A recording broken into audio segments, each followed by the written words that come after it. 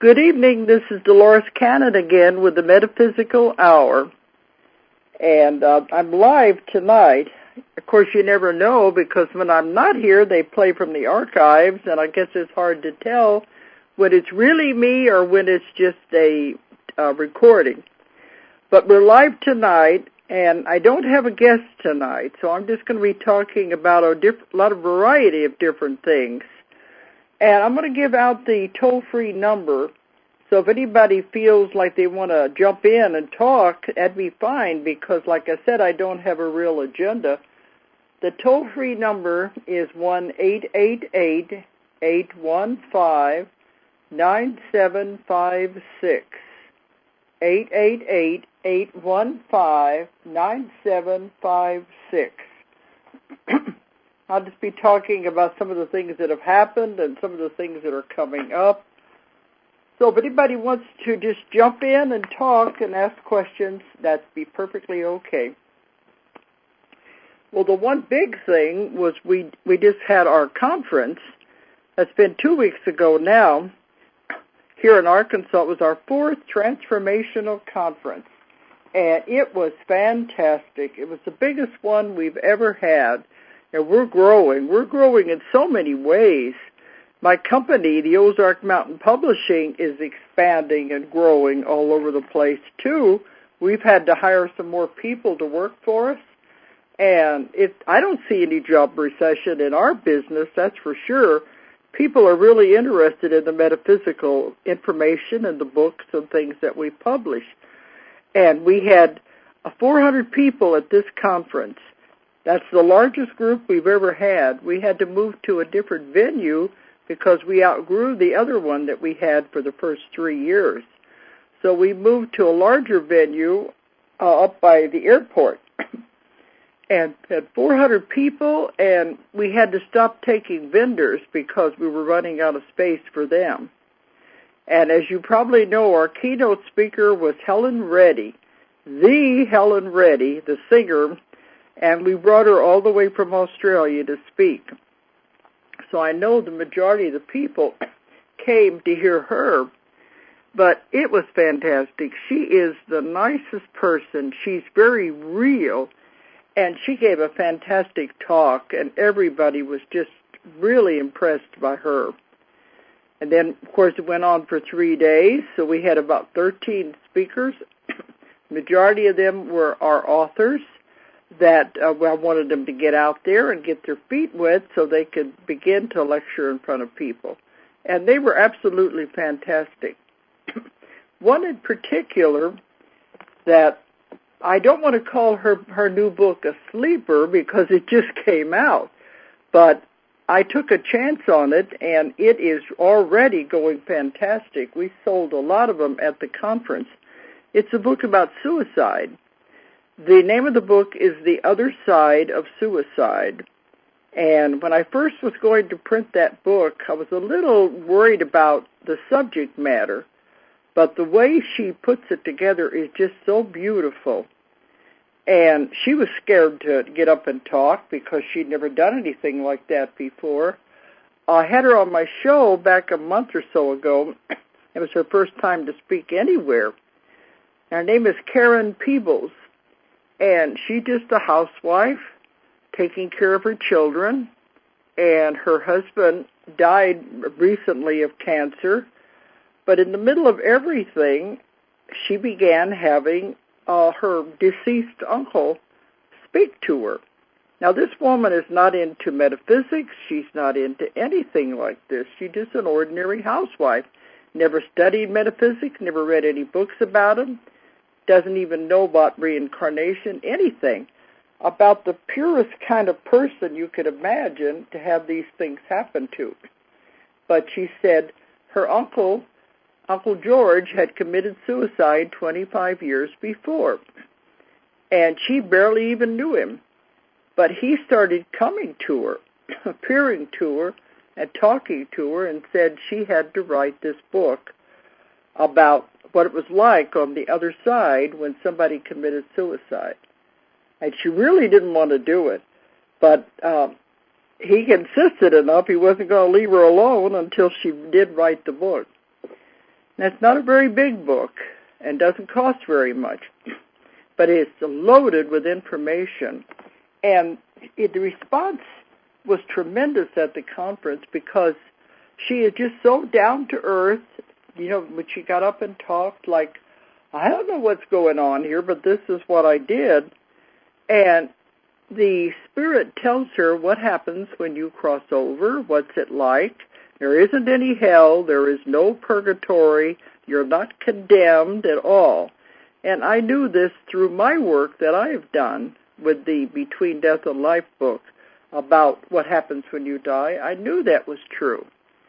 But that's one of the reasons why I agreed to publish the book. But it's so positive. She tells what happens, and you're treated with great love. And they really work with the person over there to have them understand what happened, and so they can be ready to come back. Because you do have to come back and do it again, no matter, you don't get out of anything. But still, they are treated with great love. And they're sent to a place that was called the Emerald City. I said it sounded like the Wizard of Oz. But, green is the healing color. But they're worked with there. It's almost like a hospital. The spirits are worked with there so they can begin to understand why they did what they did so they can make amends when they come back again. And there was many interesting things about it. Those of you who heard the show I did with her, we covered it in great detail. But she did say as soon as the spirit commits suicide, right away it wants to get back into the body because it realizes what it did was wrong because you break a contract. It's wrong in that way. Over there, the spirits don't think of it as wrong. They just think you made a mistake, you took on more than you could handle, and they understand it. But it's not right in the fact that you break your contracts with other people that you made when you were coming into this life. So it's such a positive book. And afterwards, after her talk, we were selling so many books. People were telling us, some of them worked for the suicide prevention agencies. They were buying them up 10 at a time to take to the suicide prevention.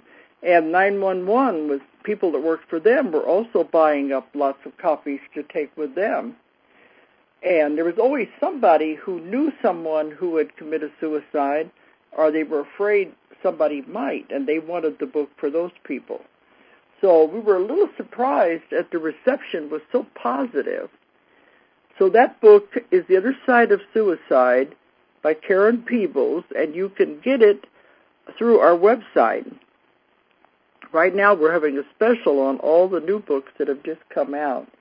But you can on our website is Ozark Mountain, which is OZARKMT.com. You can order the new books on there. But I wanted to mention it because it was rather a surprise, and we said, well, we got a sleeper here that I think is really going to take off, and I think it'll convince her that she did do the right thing to write the book, even though she's very surprised at what's happening to her. Okay, but we had a lot of other speakers at the conference, and it went very well. One thing, I did a talk. I did a group regression, too. I had two things that I did. I did the group regression where I put everyone in the audience under at one time. Now, I've done that all over the world, and I've done it with groups as large as 70 people. And I think one group was almost 100 people, where I put the entire room in trance at one time, and they all go back to past lives. They go to meet their guardian angel, and he has a message for them. And then they go into a future life. I've done it all over the world, even with translators, and it's highly effective. But this was the largest group I'd ever done it with, 400 people. The auditorium was completely full. But everybody enjoyed it. They said they really had a good time with it. So you never know, what's going to work out. I always hope that they'll they'll all experience something, but a large group like that, I didn't get a chance to find out. Smaller group, we have interaction where they can tell you what they saw after they come out of it. But in a group this large, there wasn't time, so we just went on to the next part. But I did a talk on my part about Nostradamus and the prophecies. I haven't spoken on that for quite a while because I've moved on. A lot of you know I've moved on into the Convoluted Universe series. That's my main focus now. And the lectures I'm doing everywhere, all over the world, they want me to talk about the new Earth and the coming events in 2012. That's the main focus everywhere I go. So I haven't talked about the Nostradamus in several years. But they were saying, maybe you should go back to that. One of the things that was bothering me, a lot of the prophecies have been coming true. Now, the books first came out 20 years ago in 1989. And we have done updates all along. This is a 3-volume set. It's a great deal of material. And all the prophecies weren't in the books because it was impossible to do the entire thing because there were just too many. I tried to be selective and pick out the ones that I needed to write about. Anyway, a lot of them have been coming true. We get letters all the time saying they're reading the book and watching them happen on TV. But the worst have not, of course, which is a good thing. But we kept wondering, why is that happening like that? I know Nostradamus could not have been wrong. So what I've been working on lately is I've been trying to condense down the 3 volumes and put them into 1 volume, which is an enormous job. There's just so much material. And as I've been going back over them, he kept saying many, many times during the sessions that the future is not set in concrete. You can't say this has to happen. That all of the prophecies were open to interpretation, they were open to change, that man could change them, and he wanted the man to change the prophecies. I remember one time he told me, if I tell you the most horrible things mankind can do to himself, will you do something to change it? That was his main concern, because he saw all the probabilities and the possibilities from any given action. And the idea was, this can be changed. And that was his job, was to try to warn our time of what was happening if you went down a certain path. So that's why he gave me the assignment. He said, I want you to go out there, write the book and go out there and tell people what will happen if they continue on this path. But you have to know what's going to happen before you can change it. So by now, according to the prophecies, we should have been into this horrible war with the Middle East. We're in part of it in a lesser version, but it was supposed to have been a horrible war with terrible things happening. And it should have been well into it by the year 2000. As it has happened, it's been lessened, and it's not quite as severe as he saw it. But he did tell us that he could see nexus points. When he would look at time, he saw all of these branches and all of them going out in many different directions. He saw all the probabilities and possibilities that could ever happen. He saw nexus points, and at those nexus points was an event or a personality that had to be fulfilled. They were part of the structure of time and of our future. They had to come to fruition. The Antichrist was at 1, the great genius that was at 1, the Bay of Pigs was at 1, the atomic bomb was at 1. These are very memorial events. But from the nexus point, he would see time branching out in many different directions, like branches on a tree. And he said, each one of these branches that branched out from the nexus point was a path man could travel down. They were the results of the nexus point, from the worst that could happen to the least that could happen, and anywhere in between. So he said it was up to man which path they were going to travel down. So if we chose to go down the worst, then the worst of what he saw would happen. But he said if you know what's ahead of you, if you know what he saw, the absolute worst, then you could change it. You could go down one of the other paths where things wouldn't be as bad. They would be much lesser. Sometimes he couldn't take it away altogether, but he could definitely lessen the effects of what was going to happen. I believe that is what has happened now. That's what I mean. I don't think he's wrong. I think we have taken another one of the paths that took us away from the worst of what he saw.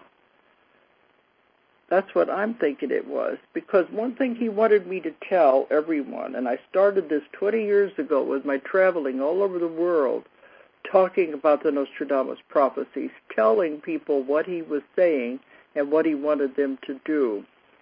For the last 20 years, he wanted me to tell people, you don't know the power of your own mind. That if you knew what was going to happen, you could change it by focusing on the opposite of what he saw. The horrible events of what he saw, you could change them by focusing on peace and love. And that's what he wanted me to tell people. You just don't realize the power that you have. And he said, if the power of one man's mind is that strong, then imagine the power of group mind.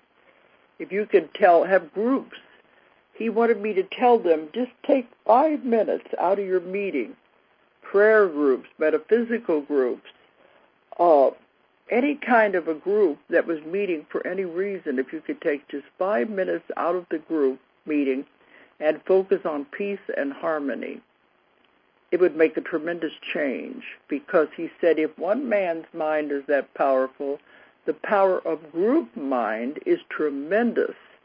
It's not only multiplied, it's squared, and it can perform miracles. And I've been delivering that message for 20 years, and it suddenly dawned on me, maybe it did have an effect. Because as we began to go into the time period that he said these things would manifest, they weren't as bad as he saw. We began to going down another path, that's what I believe, to where things were not as bad. And sure, we have the war, but it could have been a lot worse if we'd gone the way he saw. And I think now with our new president, it's like we have totally avoided these things. That's what I want to believe. People keep talking about the Antichrist. I don't know. Maybe he is still out there, but maybe he's not going to have the effect that he was supposed to have, because mankind has changed their future. They have changed the way they're going to live and go down these paths. Looks like we're going to get out of Iraq, which is helping. They said the soldiers are leaving there. Of course, now Korea, we don't know what's going to happen there. In one of my books, we did talk about Korea, and at that time, that was 20 years ago, they were suspecting a threat from Korea at that time, and Nostradamus said, no, it wasn't ready yet. He called it the sleeping dragon, but he said it wasn't ready yet, that they had atomic power, but they didn't have the means to deliver it yet. They didn't have the delivery system. So at that time, he said, no, it's not going to happen yet. So maybe we have got to the point now where it is possible. I don't know. I certainly hope we don't go into that, because if we do, it'd be too horrible to contemplate. Maybe if things are going to be changed. I think it would be rather stupid of Korea to announce they were going to bomb Hawaii on the 4th of July. To me, that wouldn't serve a purpose. like in December 7th in Pearl Harbor, it all happened by surprise. If you know something is going to happen, you're more prepared. So I just don't understand the reasoning behind Korea saying they were going to do it and announcing it, unless something else is going to happen on that date, and we have no way of knowing. Well, we'll find out soon enough anyway. But I still believe what Nostradamus told us about focusing on peace and harmony, and that can be our future, because he definitely wanted us to go into the time of the great genius with the wonderful things that he saw there, the wonderful inventions, the advancements in the computers, the way the human body will be changed, all of these wonderful things that we'll be going into in the time of the great genius and the 1,000 years of peace. That's what I think we should focus on, that, and maybe we're headed down that way. Maybe these other possibilities are falling by the wayside. Let's hope so, anyway. But I did give the talk about the Nostradamus prophecies, and I kept wondering what has happened, and I think that's on the right track. Some of you may say, oh, I'm just denying the fact that we made mistakes. I don't think so. Even if it was a mistake, it's a good mistake, because we're not going down the horrible path that he saw. Another strange thing I was thinking about that's been happening recently that I think goes along with the prophecies is the election in Iran. If you remember from the books, one of the most accurate predictions in the books was the one dealing with the 2000 election that we had between Bush and Gore. They said that was the most amazing and accurate prediction anyone has ever made, because in the book it is spelled out in detail. It was called the hung jury election, where he says you would not be able to decide a winner. They would be so close, and that it would almost come to the possibility of a civil war because of the people arguing on both sides for their candidate. Well, it was accurately predicted and did come true with our election. And according to what I've gotten, Bush should not have run that election anyway. He wasn't the winner. It was actually Gore. But the things that have been happening in the last month now with Iran, I think, that is also a parallel of what that one quatrain, that prophecy talks about, hung jury election. Over there, the same thing is happening. And it's a very powerful country, and it's a pivotal country into the events that he saw happening in the Middle East. Here, the same thing is happening there with a hung jury where the votes are so close they don't know who is the winner, and there's a lot of protests. People are angry about it. He told us many times that one prophecy, one quatrain, could refer to many things. It was not always just one thing, because sometimes events in history would be so similar, even if they're in different time periods, that he put one quatrain to refer to all of these different events, because they all followed the same path and were very similar. So sometimes he would tell us the ones that pertain to our time, but actually they were referring to many different times in history. So I think that's interesting to think. Maybe that's part of it. Maybe this Iran election is also another parallel meaning for the hung jury quatrain that had to do with our election in 2000. Interesting. We don't know. So we just have to, these things are, it's like it's a living thing. It keeps evolving and changing, and we're just in the middle of it watching it happen, which is very interesting, I think. Okay, well, I wanted to bring all that out. Now, also, I have my new book. It just came off the press this week. We were trying to get it out in time for the conference, but we didn't quite make it. This book is called 5 Lives Remembered, It's the first book I ever wrote, actually, and it's just now coming out, which is a long story in itself. But every time I do lectures, somebody in the audience will always ask, how did you get started on all this? How did you begin? And, I try to fill them in, but I don't always have time to tell the entire story. So I always tell them I wrote about it in the first book I ever wrote, which was called 5 Lives Remembered. And I actually began in this field 40 years ago. This was in 1968, a long time ago. So after we moved, my husband was put out of the Navy, and after, disabled veteran, and after we moved to Arkansas, we had so much going on. My husband was in a wheelchair for 25 years, and I had a big family waiting for them they would go off, get married, and go into college. So it was about 1980, then I finally sat down and wrote the events that happened back in 1968. That was the book, my first book, called 5 Lives Remembered. At that time, I was trying to get it published.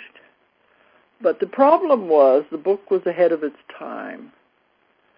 What we discovered in 1968, when we were just first dabbling around in all of this, doing normal hypnosis for stop smoking, lose weight, one of the clients was referred to us by a doctor. He wanted us to work with her because she had having kidney problems. She was very obese, having kidney problems from overeating. And he just wanted us to get her to relax, my husband and I. So when we worked with her, she suddenly, inexplicably, went back into a past life in the Roaring 20s in Chicago with the gangs. And it was like, what's going on here? And you got to remember, in those days, there was nothing out about any of this. The only book even written like this was The Search for Bridie Murphy. That book wouldn't even be published today. It's too common, too ordinary. It was the only thing there was out. There was nothing to tell a hypnotist what to do if this came up. You also got to remember the words New Age didn't exist. Very few people knew what reincarnation was. They knew nothing about past lives, definitely nothing about therapy in that field. This was before all of that.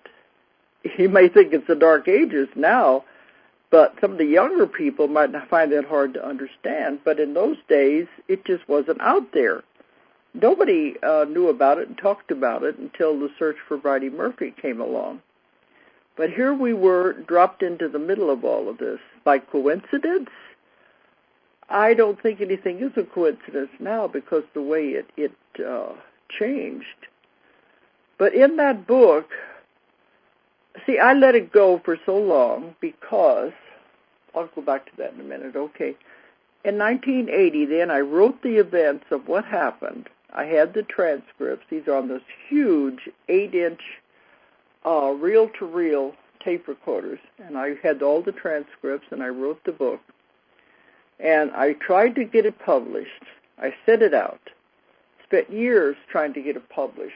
I went through everything that an author can possibly go through trying to get these books published. And it was ahead of its time. Nobody knew anything about it. There were no New Age bookstores. In the regular bookstore, they had one shelf devoted to spiritual philosophy and that kind of things. There was no field of metaphysics. None of this happened yet. So the book was way ahead of its time. So I kept trying, and I had boxes of rejections to prove it. People kept saying, the publishers kept saying, well, we don't understand this. One said, now if you had regressed some movie star or something, that'd be different. But nobody's going to care about this. It's just an ordinary person. So anyway, I put it aside finally. I gave up, really, because nobody wanted to publish it. But I went on with my work, and I began accumulating the information that eventually became my other books. Like Jesus and the Essenes was one of the first cases, and then eventually the Nostradamus material, the UFO material, all the other books that followed. So I did go on with that, and by the time the books began to be published in the late 80s, then we had arrived. This subject was known by that time. So the book just kept sitting there, and I talked about it every once in a while, and everybody said, why don't you publish it now?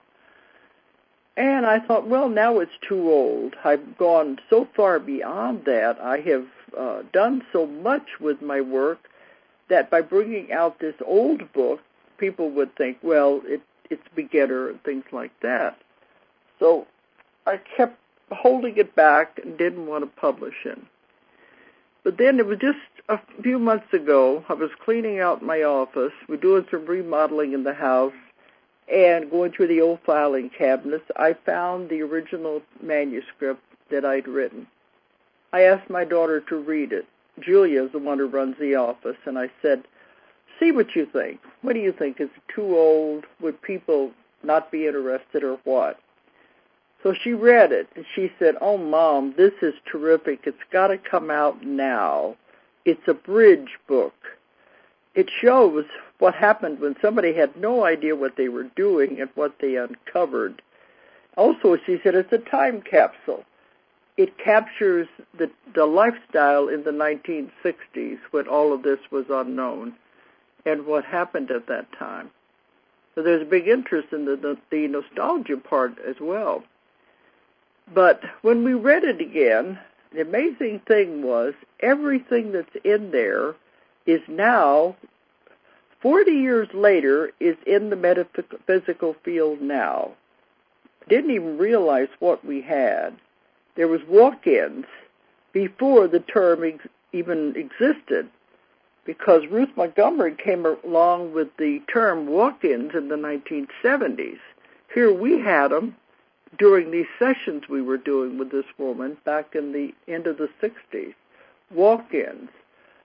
She goes to the spirit side, talks about life after death, talks about the God source, as she went back through 5 different lifetimes to where she was created by God. Everything we found in there is now right in the mainstream. We didn't even know it in those days because it was like discovering it firsthand. And the amazing thing as I read it is that none of it has been disproven 40 years later. Nothing in there is any different than what we're discovering now. To me, that gives it a great deal of validity. It shows it was real. We stumbled across it in the beginning when there was no books out. Nobody could say you're copying this or you're copying that. Nobody talked about these things. It was groundbreaking as we found it all by ourselves. So now this is mainstream. Everybody talks about these kind of cases. But in those days it certainly wasn't. So we decided we'll go ahead and print it because it'll show people, especially hypnotists, what you can do when you're not afraid to take a chance. Because we could have gotten scared off very easily. But instead, we were curious. We wanted to know, what is this strange new phenomena we found here? So we kept continuing with it. And in the book, we even explored the Kennedy assassination, which had just happened a few years before we were doing this. We explored other mysteries of the time that people didn't know about, finding explanations. We found so much that you could do with the hypnotic state that up until then we didn't know anybody had even attempted them. So it is a groundbreaking material. So anyway, the book has just come out. It's called 5 Lives Remembered. And it even goes up to the end where my husband is almost killed and everything had to come to a screeching halt as our lives changed tremendously. So it's a story of my beginnings, how I started. So those who read my later books will understand how all of this came about and how it evolved. It's evolved tremendously during those 40 years. But the book is 5 Lives Remembered, and you can find it on our website, And here again, we're having specials right now on all these new books. The website again is Ozark Mountain Publishing, OZARKMT.com. Or if you're overseas, it's OZARKMT.com. So you can find out more. Then I won't have to keep saying, people say, how did you get started? I'll say, well, here's the book. This explains the whole thing. All right. So anyway, we just got back from a class I did in Colorado. Right after the conference, I had to go to Colorado, and I did a class in Colorado Springs, and then we drove up to Denver. And there we had the INES show. That's the International New Age Trade Show of New Age books.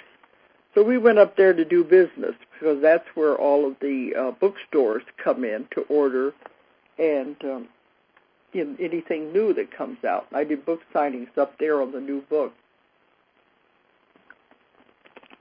So we just got back from that. It's just been 2 days ago.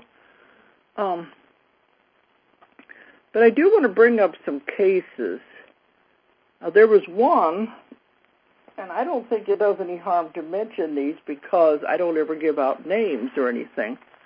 But I did one recently where definitely some people do not want to be healed.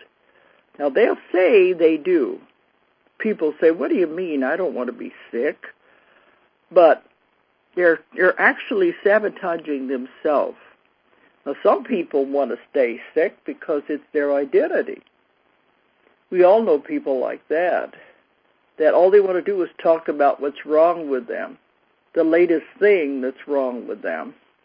And, well, I got to go to the doctor and all of this. They want that because they get attention that way. And it's rather sad because they don't have anything in their life to give them attention. So they make themselves sick and keep themselves sick so that they can get the attention from other people. And sometimes it ends up going too far, and it keeps growing and growing until they end up with an illness or a disease or something that is really hard to fix because they've done it all to themselves.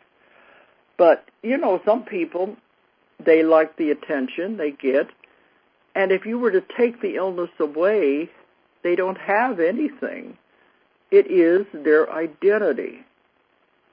And they're not willing to give it up. Now, on a conscious level, they won't admit this. They'll always say, well, no, I don't want to be sick.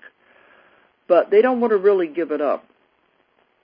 So every once in a while, I run into cases like that when they come to see me. And this one, when I'm working with somebody like that, it is very, very difficult because they don't even realize themselves what they are doing to themselves. But I had this woman just a few days ago who was getting ready for her third back operation. Now, this is one thing now if you know who I mean by they are the ones that the subconscious, the higher self, the ones that I work with. They always say, if you don't find the cause, because, the ideal state of the body should be perfect health at all times. Any aches, pains, or symptoms of the body is the subconscious trying to tell you something, trying to give you a message. You don't find it, it's going to get worse. And if you find the cause, it goes away instantly. But in some of these cases, they said if you don't find the cause, you have operations, it's not really going to help anything because it'll keep coming back. Or it may move around the body to some other place. But it's not going to get rid of it until you find out the reasons why this is happening. That's the problem. So with this woman, she was getting ready for her third back operation. She'd already had, a metal coil, a titanium coil put into her back in place of one of the vertebrae. Something went wrong with that, so they had to do another operation to fix that. and she's still in constant pain with her back. Now they wanted to put in an implant, a device that would act on the brain to short-circuit any pain so she wouldn't feel it. But they said the problem with this device, it would first of all give her 20% less mobility than she has now, and she didn't like that because she's having a lot of problems. But also they said if you were in the vicinity of a microwave or something, it could shut it off and you could die, which is not a very pleasant thing to think about. So that's why she came to me. She didn't want to have the third operation. She's already had many, many operations all over her body, and as she was telling me the different operations, I just said, oh boy, you don't have any idea what you are telling me about yourself. Because as my daughter said, people become so transparent when they start talking about the different things that have been done to their body and their different illnesses. You can tell immediately what's going on in their life. And it was as though she's been destroying her body. And a lot of times when I get a case like that, it'll turn out that this is their first life on Earth, and they don't want to be here. They don't like being in the body. Or they have come from other planets where they had different type of body. I've had some that have come from the water planets where they were creatures like dolphins, had complete freedom in the water. When they come into a human body, they don't want to be here. They don't like it. They want to get out of it. So a lot of the things that they do on an unconscious level, not consciously, they're trying to destroy the body so they can get out. Many of them have come close to death many times, so I've had many of these kind of cases. But in the case I'm talking about, it turned out that it was guilt. That was what was causing the back pains, everything had been wrong with her. She'd been carrying guilt around for 20 years. And other cases I've had, it's been anger, suppressed anger, holding on to anger, creating stress. So I guess guilt can now fall in with all the rest of it.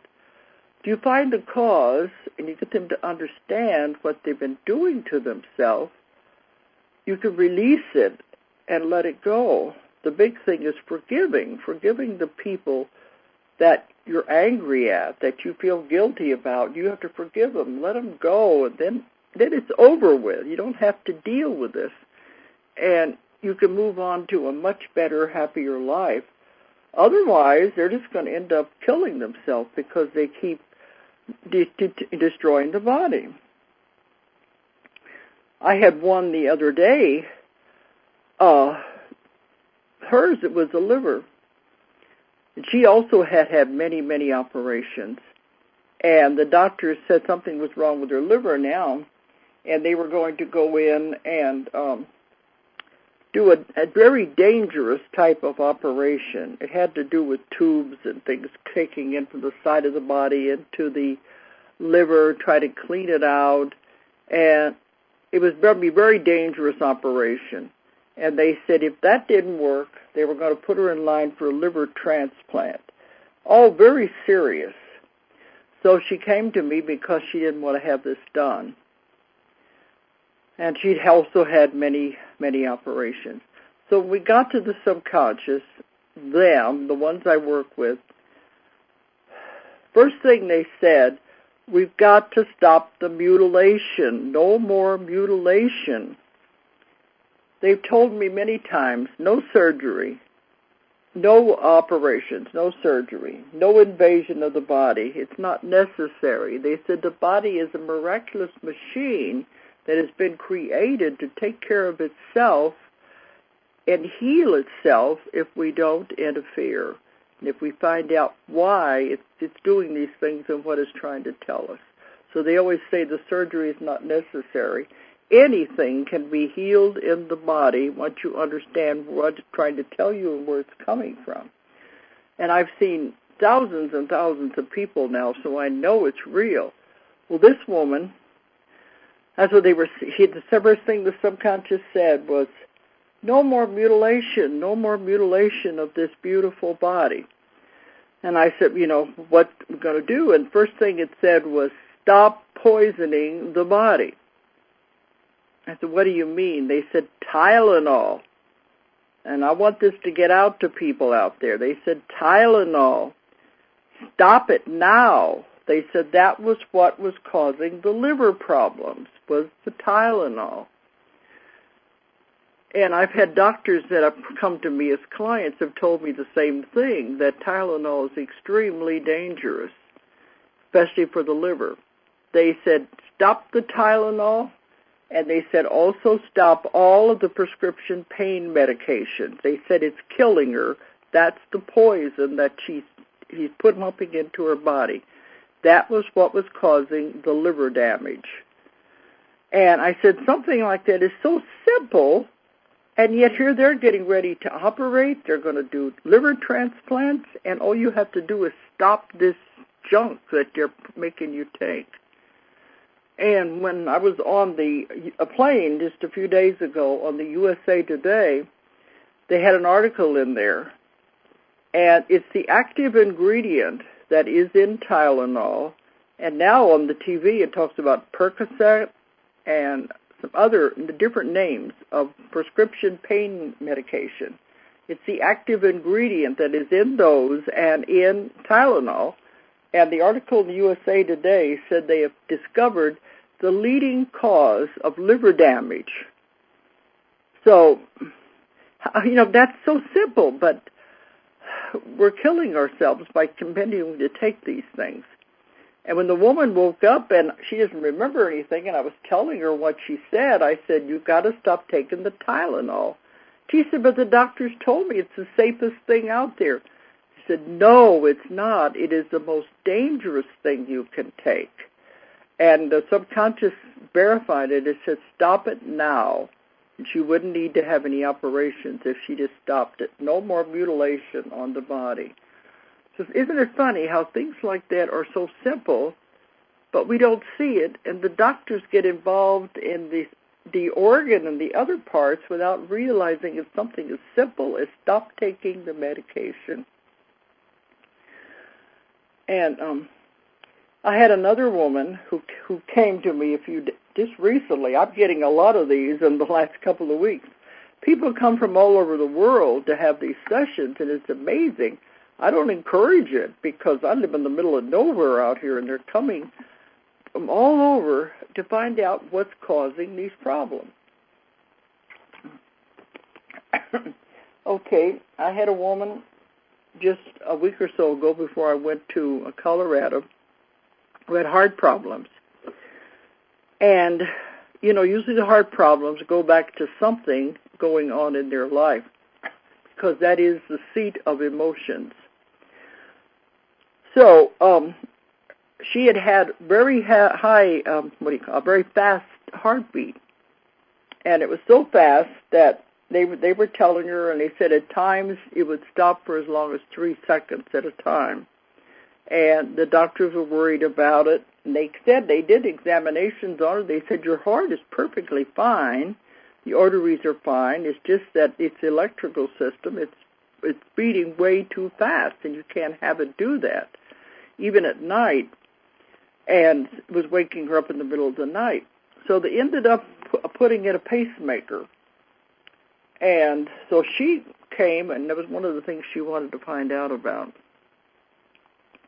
I didn't really know how a pacemaker worked. I thought maybe it kept the heart regulated and has to be in there. It took over the beat. But other people since then have told me, no, it's just there as a backup. If it begins to beat irregularly or something, it will straighten it out. Anyway, during the session, we got to the subconscious part. It's looking at the heart, and it says, poor heart, it's been broken into so many pieces. And she had just told me about her marriage problems in the home life. All of that was what was doing it. She was carrying this around. And it was affecting the heart. All of the personal problems that she was experiencing in her life right now were affecting the heart. as the seat of emotions. So the subconscious said it was going to go in there and straighten it all out. And it was just symbolically, saying it had been broken. But it said, we will put it all back together the way it's supposed to be, soothe it out so she won't have any problems. And when they works on this, it just takes it a few minutes to get it all done. So it straightened it out, and they said she wouldn't have any more problems with it beating too fast, and it definitely wouldn't wake her up again in the middle of the night, because that was another thing that bothered her, waking up in the middle of the night with it beating too fast. They said, no, it won't wake her up anymore in the middle of the night. And they would smooth it out to where she wouldn't have that problem anymore. I said, well, what about this pacemaker? It's already in there. And they laughed. They said, oh, we could turn it off. But they said, don't worry about it. It's just space junk. And I had to laugh. Space junk? It's just in there. He said, it's not going to cause any problems. Shouldn't be there. They don't like foreign objects in the body. But they said, it won't cause any problems. Her body's not going to need it. But it's just space junk. So I thought that was really interesting about that. Okay, I'm going down a list of things here that I was just thinking I'd talk about because we're getting near to the end of the time. I also had an article that I was going to refer to. It was by Dr. Russell Blaylock. And he wrote it for this magazine, and he's a neurosurgeon. Now, this has to do with the swine flu. He calls it Frankenvirus, or the flying pig flu, making a joke out of it, because he agrees, like I do, that this is something being manufactured and set up, and it's not a threat at all. When it first came out on TV, I said, oh, come on, give us a break. Well, this is what he says in the beginning of this article. I was in the military during the first flying flu scare in 1976. At the time, it became policy that all soldiers would be vaccinated for the swine flu. As a medical officer, I refused and almost faced a court-martial, but the military didn't want the bad publicity. Despite the assurance by all the experts in virology, including Dr. Sabin, the epidemic never materialized.